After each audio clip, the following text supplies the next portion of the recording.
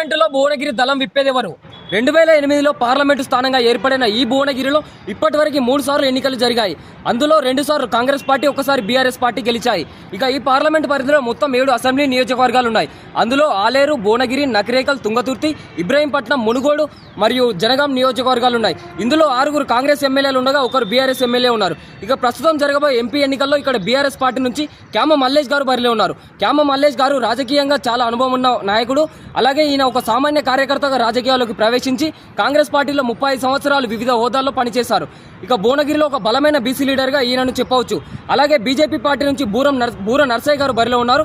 బూర నర్సయ్య గారు వృత్తిరీత్యా వైద్యుడు అయినప్పటికీ తెలంగాణ ఉద్యమ కాలంలో చాలా కీలకంగా వ్యవహరించారు. ఇక 2014లో ఈయన బీఆర్ఎస్ పార్టీ నుంచి ఎంపీగా విజయం సాధించారు.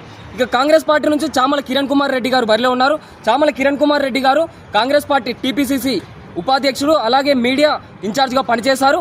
ఈయన రేవంత్ రెడ్డి గారికి అత్యంత సన్నిహితుడిగా చెప్పొచ్చు. ఇది ఫ్రెండ్స్ భువనగిరి కథ.